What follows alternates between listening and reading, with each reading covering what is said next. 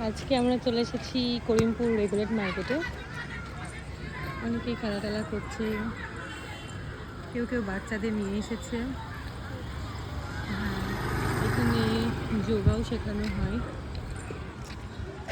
তো আমি আর দোয়েল, না নেই আজকে মনে হয়, ওদের মানে শনি রবি। তো আমি আর দোয়েল এখানে হাঁটাহাঁটি করছি। এখানে রয়েছে আইসক্রিম মিল। আমরা চায়ের উদ্দেশ্যে যাচ্ছি। মোটেও কখনো চায়ের উদ্দেশ্যে যাচ্ছি না রে, মানে আমাদের টাইম কাটানোর জন্য আসলাম। মানে এখন দিদি লেট করছে কারণ চিনির দাঁত দেখাতে গেছে ডাক্তারের কাছে, ওই জন্য আর কি আমি আর দোয়েল একটু ঘুরতেই বেড়ালাম। পরে মিট করে নেবো ওর সাথে। চা খাবে কি বল? না আমি চা খাই না, খেয়ে এসছি। তুই খেলে খেতে পারিস। না আমি খাবো না। ওয়েদারটা বেশ সুন্দর।